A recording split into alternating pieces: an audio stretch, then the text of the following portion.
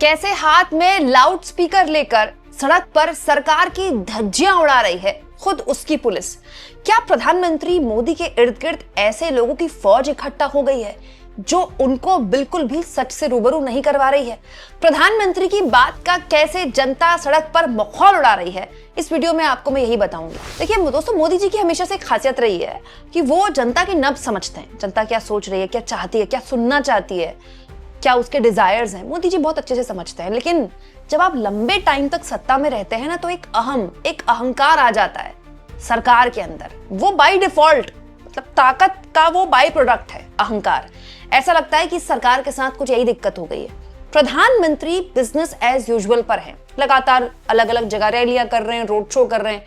हद तो तब हो गई दोस्तों कि प्रधानमंत्री देश की जनता को ही एक तरह से कटघरे में खड़ा कर रहे हैं, तब जबकि बेचारी वो पहले ही आधी रात से कई घंटों की एलपीजी गैस सिलेंडर की लाइन में लगी है। प्रधानमंत्री की इस बात का खुद उनके राज्य की पुलिस ने कैसे माहौल उड़ाया है, मैं आगे आपको बताऊंगी, वो भी लाउड स्पीकर लेके। लेकिन पहले सुनिए पीएम की ये बात कैसे इस देश की जनता के जख्मों पर नमक की तरह लगी होगी, जब उन्होंने एक कार्यक्रम में कहा कि एलपीजी को लेकर कोई समस्या है ही नहीं, लोग पैनिक क्रिएट करना चाहते हैं। आजकल बहुत चर्चा एलपीजी को लेकर हो रही है। कुछ लोग हैं जो पैनिक क्रिएट करने का प्रयास कर रहे हैं, अपना एजेंडा चलाना चाहते हैं। मैं इस समय उन पर राजनीतिक टिप्पणी नहीं करना चाहता, लेकिन इतना जरूर कहूंगा कि ऐसा करके वो जनता के समक्ष खुद को एक्सपोज हो ही रहे हैं, पूरे देश का भी बड़ा नुकसान कर रहे हैं।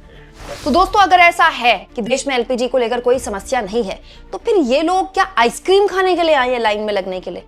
आइसक्रीम खाने के लिए भी इतनी लंबी लाइन नहीं होगी। 10-15 रुपए की आइसक्रीम आती है, इसके लिए कोई 3-3, 4-4 घंटे और 1-1, 2-2 दिन लाइन में क्यों लगेगा? ऐसी बहुतायत खबरें हैं दोस्तों जिसमें बुजुर्ग बीमार हैं लेकिन लाइनों में लगे हैं। किसी के घर में बेटी की शादी है लेकिन वो बेचारा लाइन में लगा है। कल बेटी की शादी है, आज लाइन में लगा है क्योंकि उसके पास सिलेंडर नहीं है, हलवाई घर के बाहर बैठा हुआ है। और ऐसी तस्वीरें ऐसी नहीं कि 1-2 शहर से आ रही है, लगभग हर शहर से आ रही है।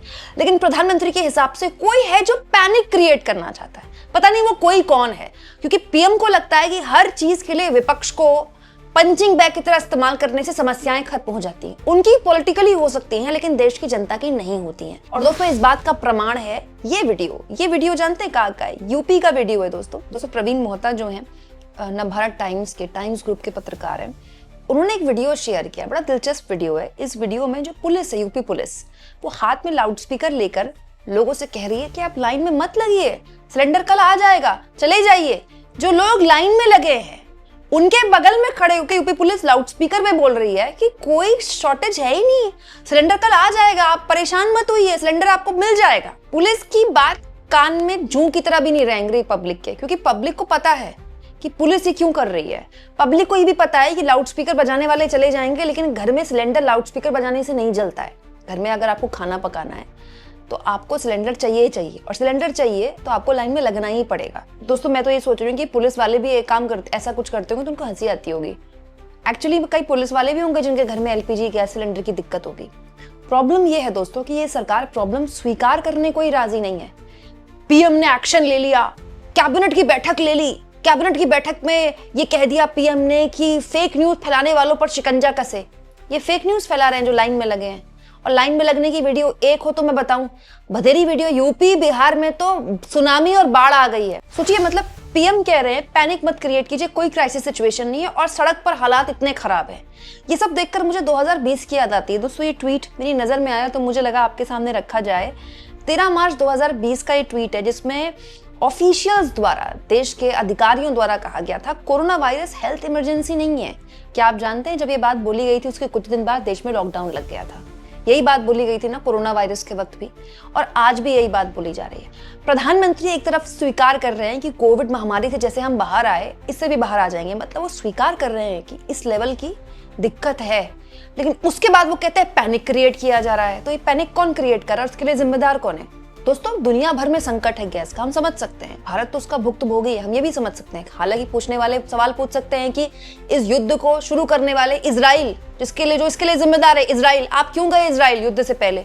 पॉलिटिकली आपने अपने लिए और मुश्किल क्यों खड़ी गई? लेकिन खैर, पीएम से सवाल पूछने वाला है ही कौन। लेकिन प्रधानमंत्री और उनकी सरकार कम से कम एड्रेस तो करे कि देयर इज अ क्राइसिस। हालत ये दोस्तों कि आप संसद में इस पर बात नहीं कर सकते। कल मैंने आपको एक खबर दिखाई, आप जरूर देखिएगा, आपने पसंद की है खबर काफी।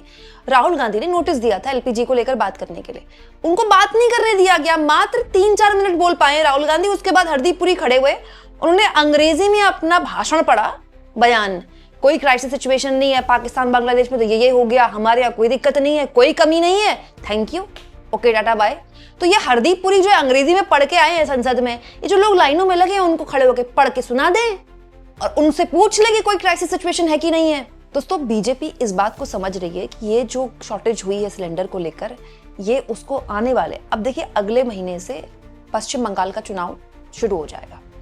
मार्च एंड में तारीखों का ऐलान हो जाएगा, बंगाल चुनाव शुरू हो जाएगा। बंगाल ही नहीं, असम में चुनाव है, बंगाल में चुनाव है, तमिलनाडु में चुनाव है, केरलम में चुनाव है। अब मोदी जी इन राज्यों में जाकर प्रचार कर रहे हैं, इस बात पर तो जनता ताली नहीं पिटेगी ना। ये हालात बीजेपी अगर हैंडल नहीं कर पाई, जो कि नहीं कर पा रही है, तो वो ये जानती है कि उसको बहुत जबरदस्त तरीके से इसका नुकसान होगा, पॉलिटिकली नुकसान होगा, अलग अलग राज्यों में नुकसान होगा, क्योंकि ये एक ऐसी दिक्कत है जो सब महसूस कर रहे हैं। नागालैंड से लेकर नागपुर तक ये दिक्कत है, ठीक है, असम से लेकर अलीगढ़ तक ये दिक्कत है, कश्मीर से लेकर कन्याकुमारी तक ये दिक्कत है, गुजरात से लेके हरियाणा तक की दिक्कत है। ये लाइन कभी खत्म ही नहीं हो रही है। और दिक्कत ये है कि पीएम इसको एड्रेस ही नहीं कर रहे हैं। पीएम के हिसाब से ये विपक्ष का कोई प्रोपेगेंडा है, वो पैनिक क्रिएट करना चाहते हैं और इसके लिए जनता उनको माफ नहीं करेगी। अब आप बताइए दोस्तों, जनता किस चीज के लिए किसको माफ नहीं करेगी? कमेंट बॉक्स में जरूर बताइएगा।